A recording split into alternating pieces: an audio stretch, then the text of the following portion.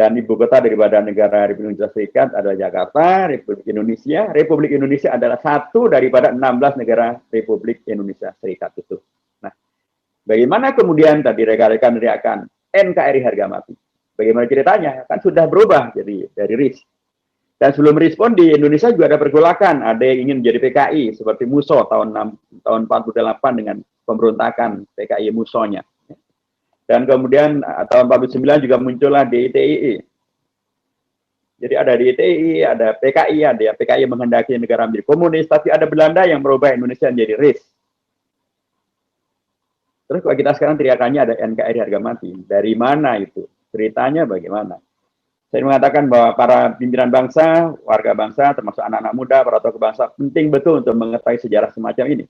Supaya dengan demikian kita semakin secara moral, secara etika, kita mempunyai pegangan yang kokoh dan kuat untuk melanjutkan perjuangan ke depan. Karena perjuangan ke depan ternyata berlaku melalui begitu banyak peristiwa-peristiwa sejarah, begitu banyak suka dan duka, begitu banyak ujian, begitu banyak tantangan, tapi kemudian berhasillah para bapak bangsa ini menyelamatkan Indonesia. Nah, etika ini mengakui perjuangan mereka, memahami perjuangan mereka, menghormati perjuangan mereka. Ini penting betul untuk jadi pegangan daripada generasi muda dan para tokoh di masa sekarang dan ke depan. So, kalau kita tidak punya etika, dan etika itu membuat kita mau belajar, mau mendengar, mau menghormati, mau melanjutkan yang baik, ya Indonesia akan menjadi mudah dipecah belah, mudah dibuat menjadi dijajah, mudah dibuat menjadi hanya sekedar sebagai konsumen saja, dijadikan hanya sebagai pasar untuk vaksin, pasar untuk, termasuk saya tadi menyatakan dukungan saya pada pernyataan Pak Fadlizon, tokoh dari Sumatera Barat juga, yang mengingatkan agar Indonesia tidak boleh menjadi hanya sekedar pasar bagi vaksin dan warganya dijadikan sebagai kelinci percobaan. Saya juga sebelumnya menegaskan tidak boleh itu terjadi dan harusnya Indonesia belajar dari Brazil. Dan ternyata bukan hanya Brazil saja, Peru juga, di mana mereka membatalkan rencana pembelian vaksin dari China, dari Sinovac China, karena diyakini vaksin itu belum memenuhi persyaratan yang diperlukan, yang dibatalkan. Saya berharap Indonesia mengikuti Brazil dan Peru, ya. Karena memang kita sangat mendukung ketika Indonesia mengatakan, Presiden mengatakan kita akan membuat vaksin merah putih. Itu kita dukung, karena itu adalah salah satu simbol dari moralitas kita, akhlak kita melanjutkan perjuangan bapak bangsa yang tidak ingin dijajah oleh kepentingan asing dan asing. Tapi sayangnya, kata Pak Fadlizon, alih-alih yang muncul adalah vaksin merah putih, karena kata pemerintah baru akan ada pada tahun 2021, yang akan datang segera adalah vaksin palu arit katanya. Ini tentu satu hal yang amat sangat disalahkan bila itu adalah demikian. Saya ingin kembali kepada yang tadi bahwa etika kita penting untuk dihadirkan dalam rangka mencintai Indonesia, melanjutkan perjuangan Indonesia, untuk mengetahui bagaimana perjuangan liku-liku dan kemudian sekaligus pasang surutnya dan sekaligus keistiqomahan yang diuji dan keberanian yang ditampilkan dan kemampuan untuk kemudian membersamai dan bersilaturahim dan menyimpulkan dan berani maju ke depan tampil menjadi solusi. Teriakan NKRI harga mati baru ada ketika perjuangan ini berhasil. Maksud saya perjuangan daripada Muhammad Nasir berhasil. Karena beliau dengan pidato musik integralnya pada tanggal 3 April tahun 50, itulah yang mengkoreksi perjalanan yang tadi tidak sesuai dengan cita-cita Indonesia merdeka. Pemberontakan PKI tidak sesuai dengan cita-cita Indonesia merdeka. DITI juga tidak sesuai. RIS juga tidak sesuai. Nah, itu semuanya dikoreksi dan kemudian dikembalikanlah Indonesia kepada cita-cita perjuangan yang menjadi NKRI, melalui seorang tokoh dari Minang, seorang tokoh dari Sumatera Barat, sekarang namanya Sumatera Barat, dulu namanya Sumatera Tengah, seorang tokoh pimpinan Partai Islam, seorang tokoh pimpinan Ormas Islam, seorang tokoh pimpinan di fraksi di DPR RIS, beliau adalah Muhammad Nasir. Jadi keberanian beliau tampil, kemudian beliau pidato dan menuntut agar Indonesia kembali kepada menjadi NKRI, dan diterimalah usulan itu atau pidato itu oleh tokoh dari Sumatera Barat yang lain, yaitu Muhammad Hatta. Waktu itu beliau menjadi Perdana Menteri RIS, ya, dan kemudian disampaikan Bung Karno juga setuju, dan pada tanggal 17 Agustus tahun 50 diproklamasikanlah NKRI. Indonesia menjadi NKRI. Jadi sekalipun memang sejak tanggal 18 Agustus tahun 45 Indonesia disepakati berbentuk NKRI, tetapi menjadi negara bernama NKRI, dan Perdana Menteri yang pertama di era NKRI adalah tokoh dari Minang, Muhammad Natsir juga. Rekan-rekan sekalian, mengetahui ini, memahami ini adalah bagian daripada mengedepankan etika dan akhlak, karena banyak sekali yang mencoba untuk mengaburkan cerita ini, dan jarang sekali ditulis di dalam buku-buku sejarah dan atau dalam publikasi-publikasi resmi tentang adanya peristiwa 3 April tahun 50 Mesir integral, dan kemudian adanya proklamasi Indonesia menjadi NKRI, jarang sekali disebut. Sehingga ya anak-anak kita sekarang ya tahunya NKRI harga mati, tapi kadang-kadang dibawa juga dengan sebuah pemahaman seolah-olah umat Islam lah yang membahayakan NKRI, seolah umat Islam lah yang anti NKRI. Padahal justru umat Islam lah yang menyelamatkan NKRI. Partai Islam lah yang menyelamatkan Indonesia menjadi NKRI. Sehingga karenanya saya sering mengatakan, kalau ada yang mengatakan dan menuduh umat Islam membahayakan NKRI, kalau umat Islam lah yang menyelamatkan NKRI, maka yang mengatakan umat Islam membahayakan NKRI itu adalah kelompok yang NKRI-nya masih mu'alaf atau mu'alaf NKRI. Karena dia tidak paham benar tentang hakikat menjadi NKRI. Nah, rekan-rekan sekalian, NKRI adalah salah satu dari 3 pilar yang disosialisasikan oleh MPR. Ada NKRI, ada Pancasila, ada Undang-Undang Dasar 45, ada Bhinneka Tunggal Ika. Dan itu bagian-bagian dari yang penting untuk dikenali, karena di dalamnya sebagaimana perjuangan menghadirkan NKRI tadi itu, ada etika, ada akhlak, ada moralitas yang begitu luar biasa, yang dipertontonkan, yang dicontohkan, yang dipraktekkan, yang diejawantahkan gitu ya, oleh para tokoh-tokoh bangsa. Mereka bisa hadir dari latar belakang yang beragam-ragam, latar belakang sukunya beragam, ada yang dari Minang, ada yang dari Batak, ada dari Aceh, ada yang dari Jawa, ada dari Sunda, ada yang dari Betawi, ada yang dari Bugis, Makassar, ada yang dari Indonesia Timur, ada yang dari Bali, beragam-ragam sekali. Agamanya juga beragam-ragam. Latar belakang pendidikannya juga beragam-ragam. Ada yang latar belakang pendidikannya ahli hukum jadi Mister, ada ahli ekonomi menjadi Dr. Andes Muhammad Hatta, Mister Muhammad Yamin. Ada yang otodidak seperti Haji Agus Salim, ada latar belakang pendidikannya adalah agama, seperti Kiai Haji Khan Mutakhir maupun Kiai Haji Wahid Hashim, gitu ya. Ada yang Muslim semuanya, atau ada yang insinyur ya seperti Bung Karno, ya. Ada yang non Muslim seperti Mr. Maramis, ada yang laki-laki, ada yang perempuan seperti Roro Sukapina maupun juga Mr. Maria Ulfa Subadjo. Semuanya beragam-ragam mereka, latar belakang beragam-ragam mereka, tetapi mereka tidak pernah mempunyai keengganan atau tidak pernah kemudian menjadi egoistik gitu ya, kemudian mentang-mentang dan kemudian tidak mau bergabung, tidak mau bermusyawarah, tidak mau kompromi dan kemudian memaksakan kehendak dan kemudian tidak. Mereka memberikan kepada kita contoh dan teladan akhlak yang mulia, etika yang sangat luar biasa. Bahwa keunggulan yang mereka miliki, keunggulan latar belakang studi, latar belakang gelar, latar belakang sosial, latar belakang suku, latar belakang organisasi, tidak mereka jadikan sebagai faktor konflik, tapi menjadi faktor yang saling menguatkan. Inilah yang amat sangat dipentingkan untuk generasi pimpinan pada masa sekarang yang akan datang. Semakin kita semakin beragam, semakin banyak yang pintar-pintar, semakin banyak hebat-hebat. Sekalipun kita memang harus lebih hormat pada para tokoh bangsa yang pada zaman itu saja sudah begitu luar biasa hebatnya. Nggak ada Google, nggak ada komputer, nggak ada listrik, atau misalnya sedikit gitu, tapi mereka begitu luar biasa. Nah, sekarang ketika kemudian semuanya serba lebih mudah, harusnya memang lebih etikanya lebih kuat, semangat bermusyawarahnya lebih kuat, semangat berbaginya lebih kuat, semangat saling menguatkannya lebih kuat.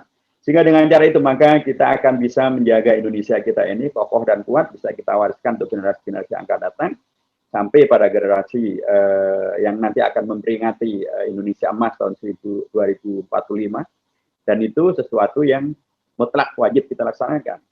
Mengapa demikian? Karena kalau kemudian kita kehilangan pegangan ini, dan kemudian moralitas kita tidak hadir, dan kemudian kita menghadirkan egosentris dalam konteks generasi misalnya. Orang mengatakan bahwa rekan-rekan sekarang berada di yang disebut dengan generasi milenial. Sementara kami dan generasi sebelumnya disebut sebagai generasi kolonial gitu ya. Kalau kemudian terjadi pembelahan semacam ini saja, ya mungkin Indonesia ya tidak panjang.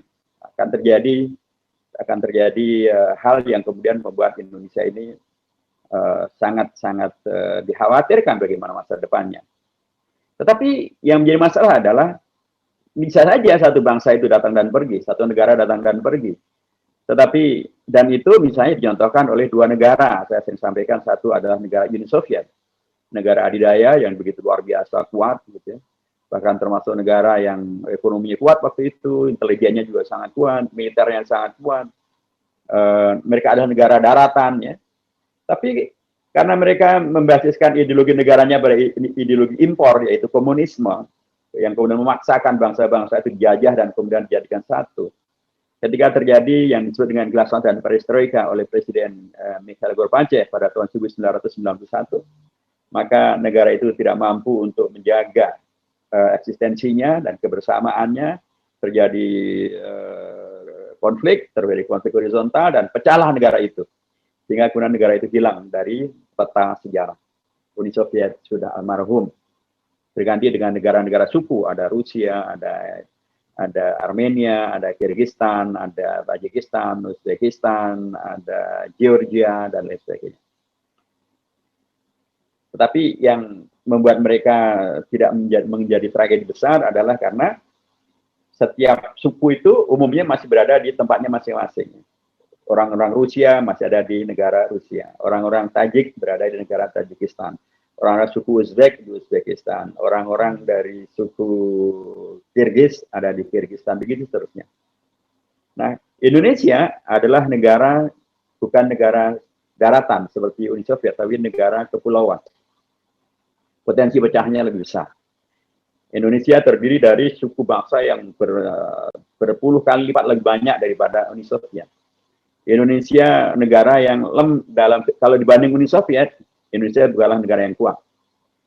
Ekonominya, militernya, intelijennya tidaklah sekuat Uni Soviet. Kalau Uni Soviet yang kuat saja bisa pecah, Indonesia potensi itu sangat bisa terjadi.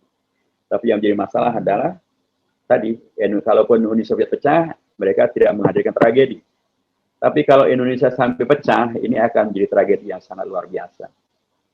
Karena saja Indonesia tidak pecah, sudahlah muncul masalah antara institusi putra daerah, bukan putra daerah, dan itu menghadirkan masalah dalam pengangkatan kepegawaian, dalam jabatan di Pemda dan lain sebagainya. Ini sekarang sudah mulai muncul jadi masalah. Nah, bagaimana kalau kemudian jadi pecah betulan? Orang Minang sudah berada di seluruh kawasan di Indonesia.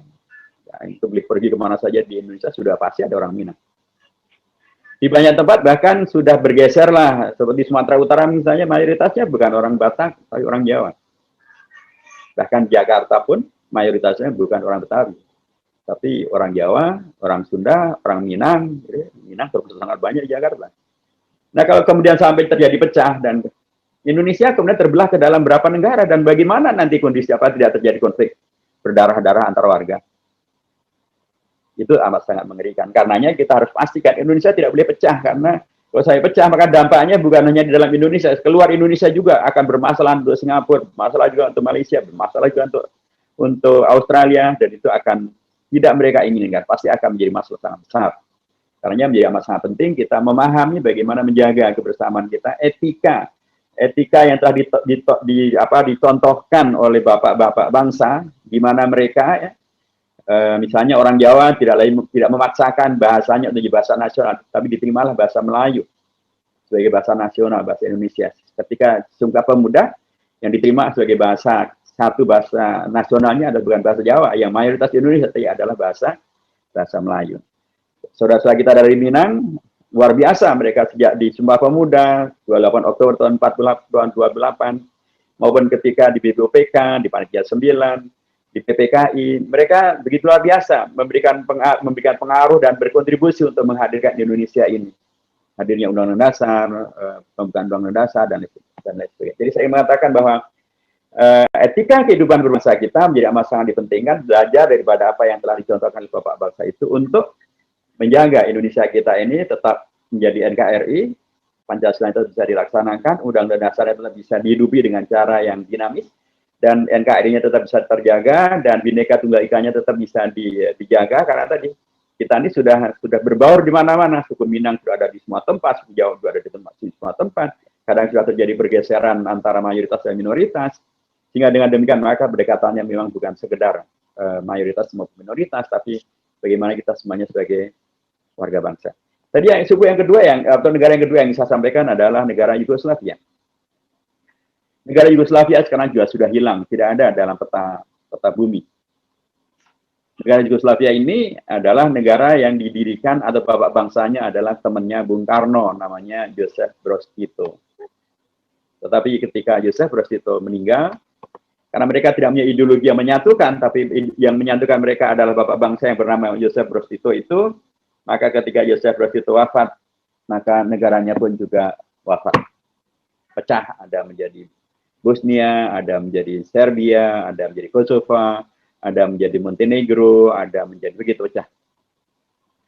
Indonesia, alhamdulillah karena kita mempunyai etika yang kokoh dan kuat, sehingga guna menghadirkan bapak bangsa dan ibu bangsa yang mudah bermusyawarah, memberikan kontribusi yang terbaik, keunggulan yang mereka miliki tidak membuat mereka kurang menjadi egoistik dan kemudian menghadirkan arogansi yang tidak membuat hadirnya persatuan, tapi justru kelebihan yang mereka miliki, latar belakang yang mereka miliki, membuat mereka bisa bersatu padu.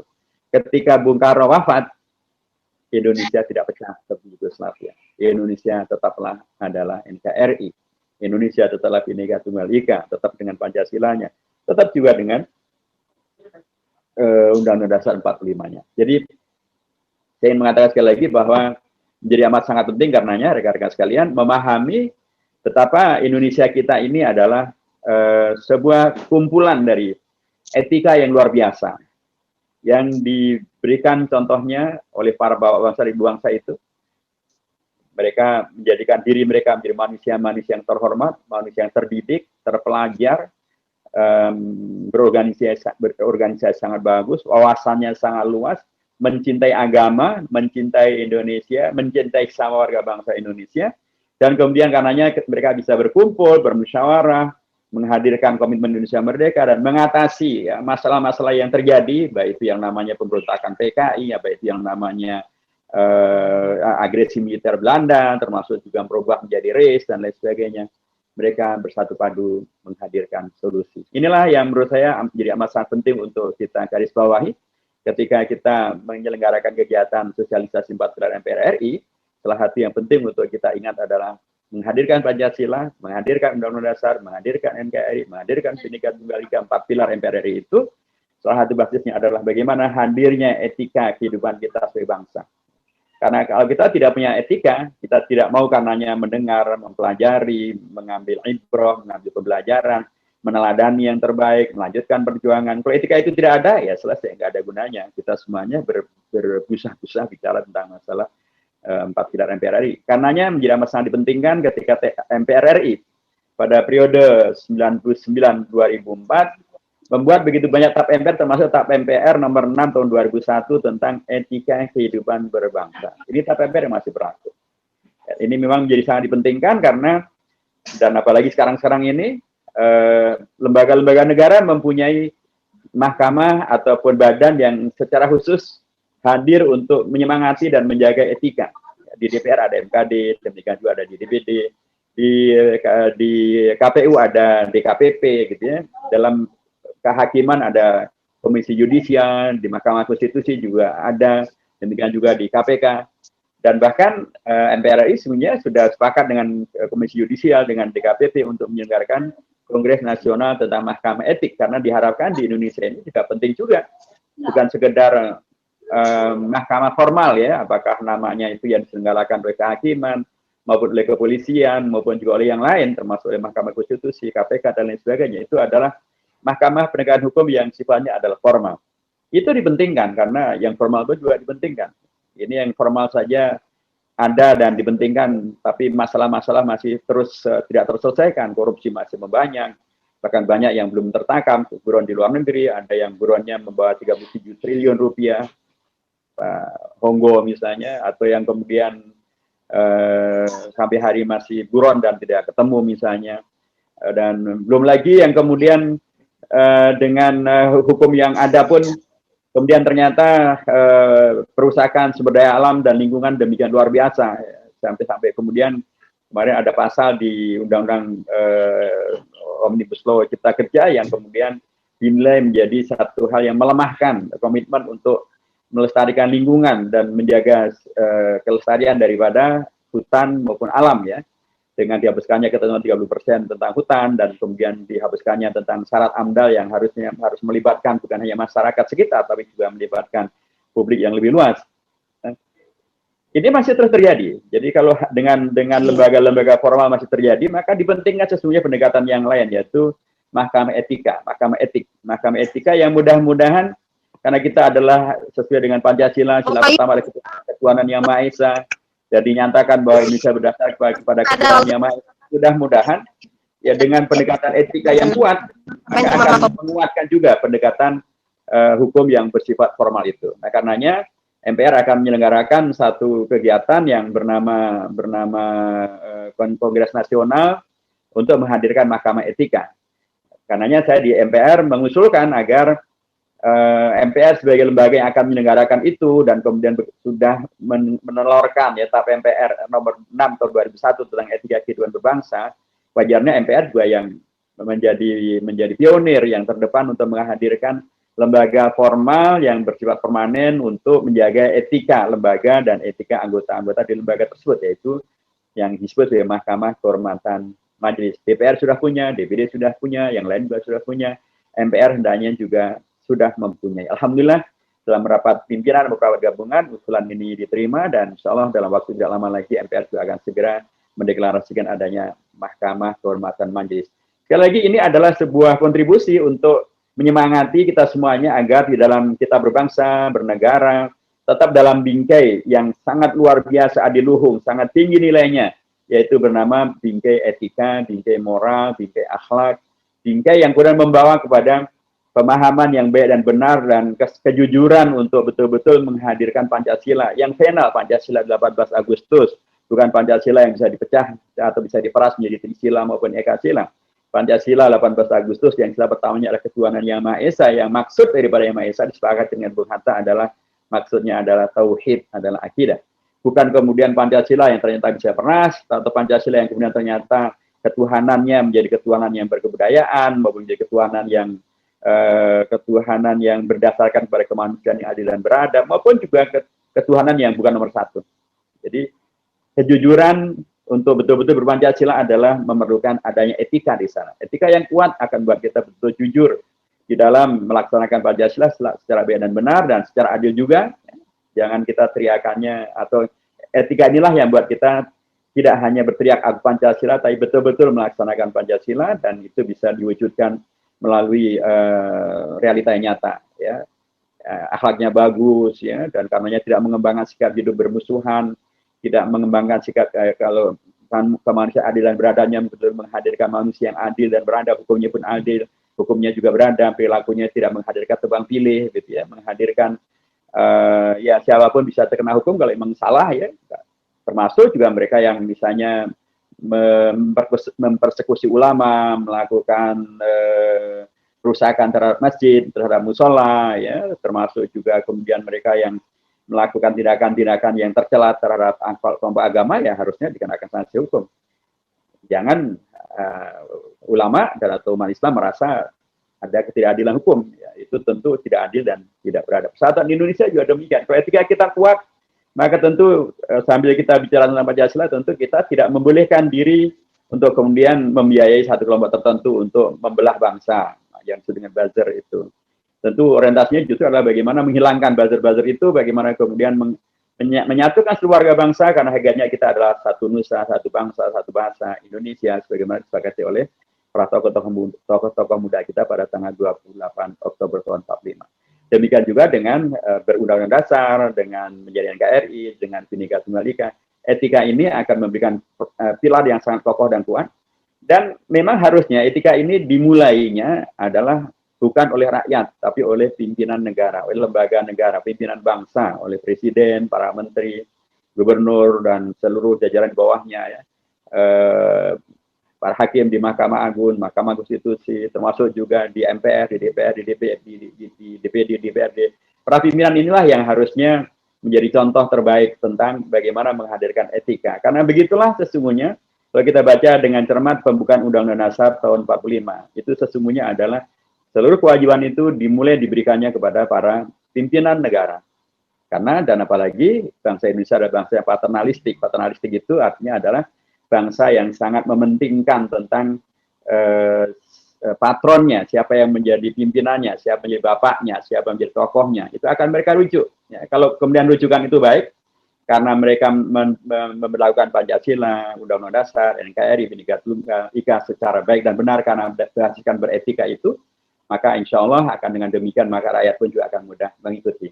Kalaupun MPR memerlukan adanya mahkamah kehormatan majelis yang bersifat permanen, karena memang kegiatan MPR juga permanen, sosialisasi ini adalah permanen, kegiatan-kegiatan di badan dan di lembaga di MPR juga permanen, dan itu berbeda dengan kegiatan kawan-kawan kami di DPR dan juga di DPD. Terakhir sekali rekan-rekan sekalian, karenanya saya berharap bahwa dengan kegiatan ini yang tadi saya sebutkan bahwa ini dalam konteks paternalistik, maka yang diharapkan adalah para pimpinan-pimpinan. Nah, Anda semuanya, para tokoh muda di Garda Keadilan maupun juga tokoh muda yang lainnya adalah para calon-calon pemimpin atau sudah pemimpin-pemimpin di lokal Anda, di lokasi Anda, di level Anda. Karenanya juga sangat dipentingkan Anda semuanya juga tersibuk mempunyai warna ya, etika yang kemudian menghadirkan berbangsa, bernegara, berkontribusi menghadirkan bangsa dan negara secara baik dan benar. Karena Anda juga lah yang nanti akan menjadi pelanjut daripada kepemimpinan di Indonesia. Karenanya biar sangat dipentingkan rekan-rekan sekalian untuk semakin memahami Indonesia, memahami Pancasila, Undang-Undang Dasar, NKRI, Bhinneka Tunggal Ika secara baik dan benar, supaya semakin memahami artinya semakin mengenal, supaya semakin mencintai, supaya semakin menginternalisasikan nilai-nilai itu ke dalam diri Anda semuanya, supaya menghadirkan perilaku yaitu beretika, bermoral yang kemudian menghadirkan kontribusi, menghadirkan Sumatera Barat, menghadirkan Indonesia yang kokoh dan kuat, yang adil dan makmur, yang bisa mengatasi segala masalahnya, segala tantangannya, termasuk COVID-19, termasuk masalah korupsi, termasuk masalah etika, masalah separatisme, masalah ideologi, masalah ekonomi, dan masalah-masalah yang lainnya. Supaya dengan itu maka Indonesia bisa kita wariskan pada generasi yang akan datang, pada 100 tahun Indonesia merdeka dan atau 100 tahun Sumpah Pemuda besok tanggal 28 Oktober tahun 2028 gitu ya, akan 100 tahun Sumpah Pemuda, dan penting betul para pemuda untuk mempersiapkan diri. Mereka dulu sudah memulai sejarahnya dan kita semuanya, Anda semuanya akan melanjutkannya pada 100 tahun berikutnya.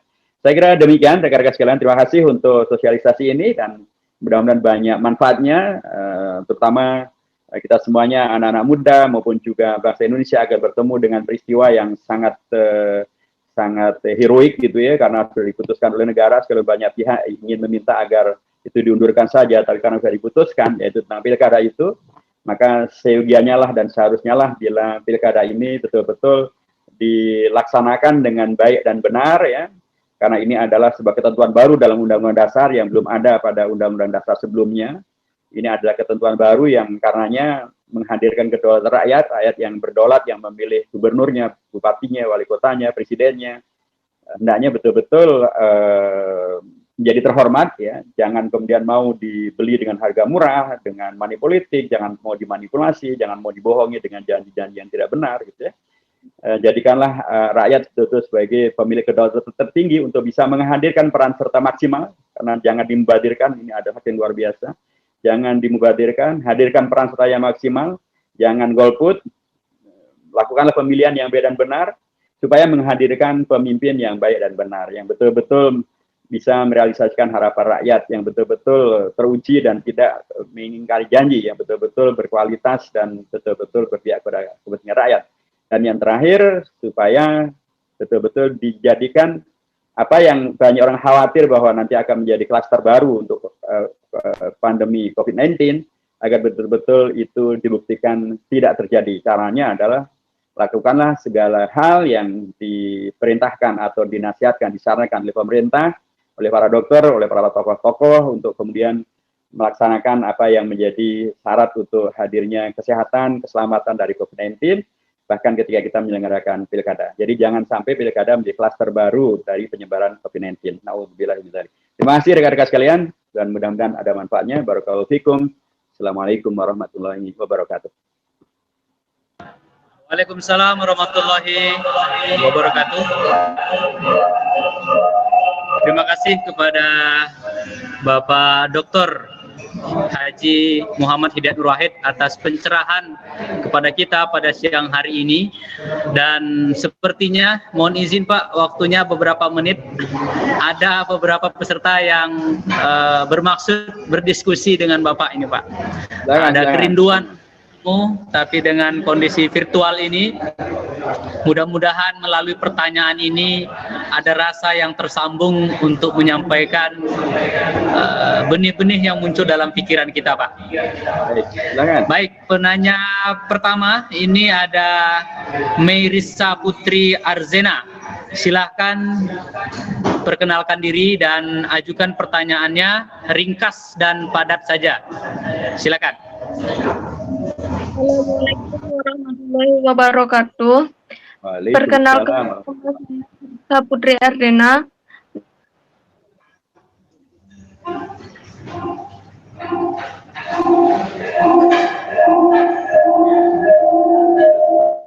Pilih pemimpin yang baik dan benar.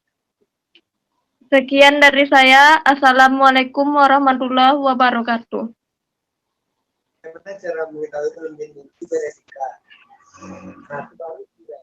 Apa saya jawab langsung? Bisa diulang lagi pertanyaannya, diperjelas? Ya, tertangkap sepertinya sih pertanyaannya. Coba Ustadz jelaskan bagaimana cara kita memilih pemimpin yang baik untuk kebangsaan NKRI kita. Oke. Baik, terima kasih. Kita silakan langsung kepada Bapak Dokter. Terima kasih. Jadi untuk kebangsaan berarti tingkat nasional ya. Tapi sebenarnya sama saja. Kaidah umumnya adalah apakah pemimpin tingkat nasional maupun pemimpin di tingkat lokal itu relatif sama. Pertama menurut saya adalah pastikan bahwa Anda semuanya mempergunakan hak pilih. So, kalau Anda tidak mempergunakan hak pilih ya berarti Anda tidak bisa memilih gitu kan. Baik yang di tingkat nasional maupun juga di tingkat lokal. Pastikan Anda mempunyai hak pilih dan melaksanakan hak pilih. Sehingga karenanya pastikan bahwa Anda semuanya terdaftar sebagai calon pemilih. Jangan sampai kemudian malah terlalu asyiknya berdebat, berdiskusi, tapi malah tidak memastikan bahwa Antum terdaftar sebagai pemilih. Dan bukan hanya Anda saja, ingatkan juga saudara-saudara di rumah, di lingkungan tempat tinggal kita, di lingkungan masjid kita, supaya orang-orang yang baik ini mempergunakan hak pilihnya untuk bisa memilih dengan baik dan benar. Itu satu. Yang kedua, tentu para pemimpin ini atau para calon pemimpin yang minta untuk dipilih ini, pastilah mereka bukan orang asing. Dalam artian bukan, kalau bahasa Jawanya tiban, bukan jatuh dari langit, nggak jelas juntrungannya. Pasti mereka juga bukan orang yang kemudian satrio piningit ya, yang kemudian hanya ada di tempat yang sangat terbatas, yang tidak dikenal orang. Biasanya mereka adalah orang yang sangat kita kenal, dan apalagi dengan kampanye. Karenanya menjadi sangat penting adalah mengenali tentang para calon pemimpin ini. Memang selalu kaidahnya adalah kecap ada nomor satu, yaitu namanya iklan dan kampanye. Tidak ada kecap nomor dua. Kalau setiap iklan, setiap kampanye pasti semuanya nomor satu. Tetapi yang namanya pemimpin itu bukan orang yang tiba-tiba diiklankan. Kalau dia baru kemudian diketahui menjelang pemilu, ya berarti kualitasnya masih dipertanyakan. Karenanya penting betul mengenali setiap calon pemimpin yang tampil untuk dipilih. Bukan hanya melalui kampanyenya, tapi track recordnya bagaimana, selama ini bagaimana. Kalau selama ini baik, maka insya Allah ketika nanti menjadi pemimpin adalah baik. Kalau selama ini nggak jelas, tapi nanti pada waktu kampanye memberikan janji yang muluk-muluk begitu ya, ya diperkirakan nanti kalau setelah terpilih, kalaupun dia terpilih ya akan begitu saja, hanya baik pada waktu kampanye, setelah itu ya entah bagaimana gitu. Karenanya menjadi sangat penting untuk mengenali calon yang akan dipilih. Mereka yang baik sepanjang waktu, insya Allah mereka akan menjadi baik sepanjang waktu ketika nanti sudah terpilih. Tapi kalau mereka yang sepanjang waktu tidak baik dan tidak dikenal kebaikannya, kalaupun kampanyenya baik, ya nanti kalau jadi pemilih ya akan kembali pada warna aslinya yang tidak baik itu. Yang terakhir tentu apapun ini juga ada kaitannya dengan masalah kehendak Allah Subhanahu wa taala. Karena hakikatnya siapapun itu sudah ada takdirnya, terpilih atau tidak terpilih, jadi pemimpin atau tidak menjadi pemimpin, ada takdirnya. Karenanya sangat baik untuk kita berdoa, memohon pada Allah untuk diberikan pencerahan ataupun hidayah supaya kita bisa memilih pemimpin yang baik, dan supaya pemimpin yang baik yang kita pilih itu betul-betul diberikan hidayah oleh Allah untuk istiqomah dengan kebaikannya, supaya betul-betul menjadi pemimpin yang istiqomah yang baik. Jangan hanya baik pada waktu kampanye, tapi setelah kampanye kemudian ternyata tidak melaksanakan janji-janji kampanyenya dan kemudian menghadirkan tragedi yang sebenarnya kita tidak inginkan. Saya kira demikian. Terima kasih.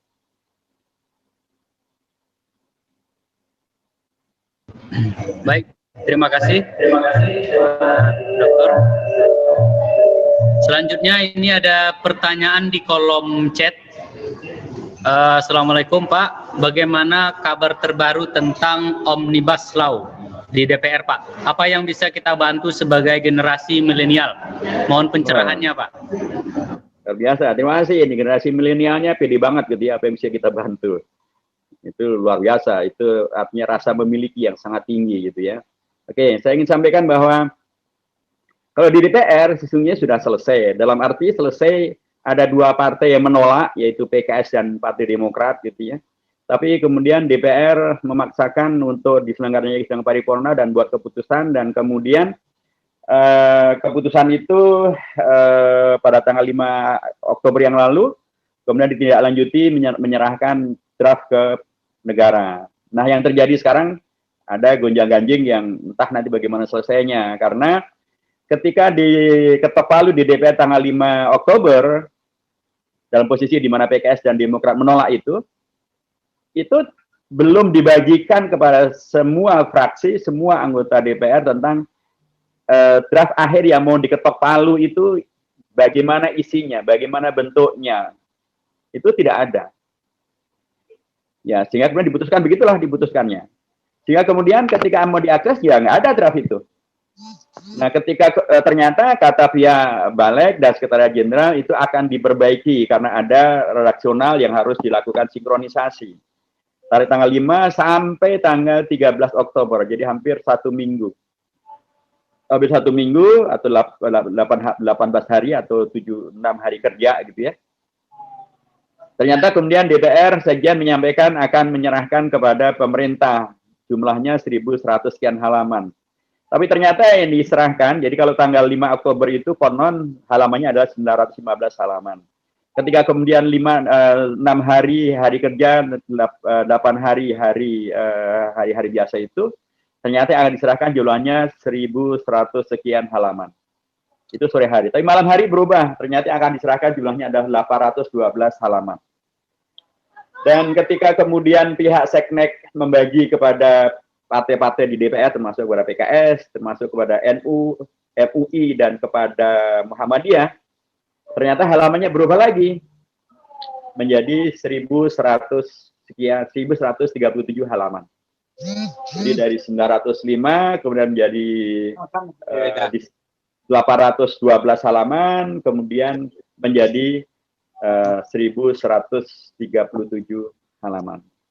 Dan kita sangat kaget karena baik dari penelusuran di PKS gitu ya, atau yang kemudian ditemukan oleh majalah Tempo atau oleh lembaga-lembaga yang lain, ternyata terjadi kekacauan.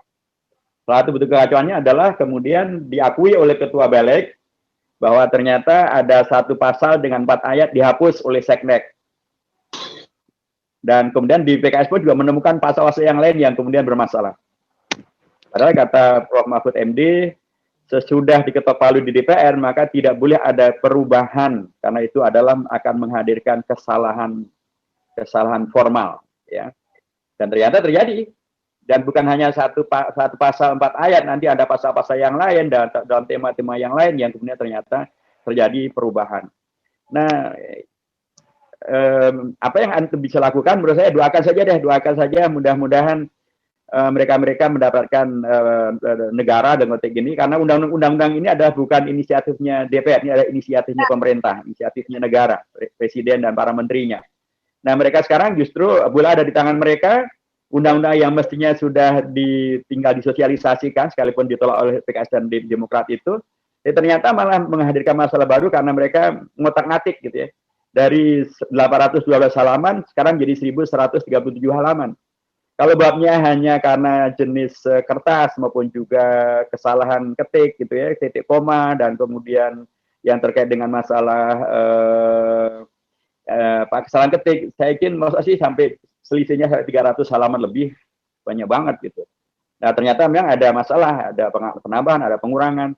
Nah kalau penambahan dan pengurangan ini memang secara hukum ini ada pelanggaran hukum, dan itu bisa menghadirkan tadi kesalahan formal dan bahkan kesalahan legal. Ini bisa membuka terjadinya undang-undang ini bisa dibatalkan kalau secara teori hukumnya demikian. Nah bagaimana bentuknya berikutnya? Ya Pak Jokowi mengatakan akan segera menandatangani, saya tidak tahu yang ditandatangani yang mana, berapa banyak masalah gitu ya. Dan ya mudah-mudahan bisa segera dikoreksi karena memang undang-undang ini terlalu banyak masalahnya, termasuk masalah terkait dengan menjaga kedaulatan kita sebagai bangsa dalam konteks ekonomi, dalam konteks sosial, dalam konteks politik, dalam konteks moral, agama, dan juga dalam konteks-konteks yang lainnya. Terima kasih. Baik, terima kasih Pak Dokter, sangat mencerahkan kita.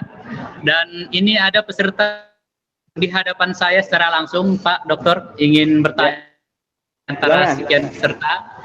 Sebenarnya cukup banyak yang mau, tapi karena waktu kita di sini ada yang bertanya, silakan Ibu bertanya dan menyebutkan namanya Bu ya.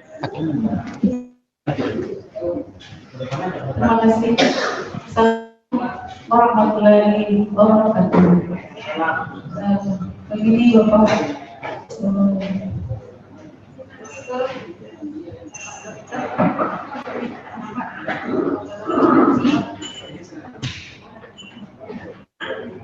saya mau menanyakan, seiring dengan situasi kita sekarang ini, di mana semuanya kita dihebohkan dengan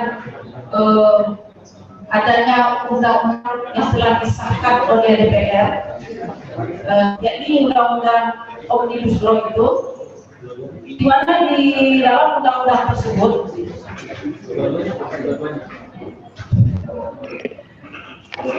banyak elemen masyarakat yang terganggu. Artinya undang-undang ini sudah sangat tidak nyaman bagi warga negara Indonesia. Bukan hanya menyangkut undang-undang perhubungan saja, tapi itu ada 70 lebih undang-undang yang dirangkum menjadi satu di dalam undang-undang Omnibus Law tersebut. Yang mau saya tanyakan, bagaimana kita tadi lihat kita menyatakan bahwa NKRI harga mati, ya kan seperti itu. Bagaimana mungkin kita mempertahankan NKRI harga mati itu kalau seandainya undang-undang Omnibus Law ini nanti benar berlaku adanya. Kemudian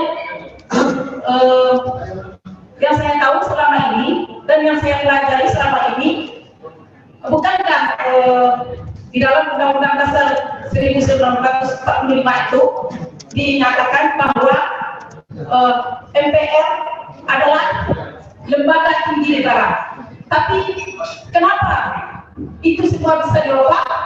Di mana posisi MPR itu sekarang sudah sejajar dengan Presiden? Saya mohon penjelasannya, dan bagaimana bisa DPR yang tidak membaca draft undang-undang Omnibus Law itu bisa mensahkan seperti itu? Apakah ini negara seperti apa namanya ini?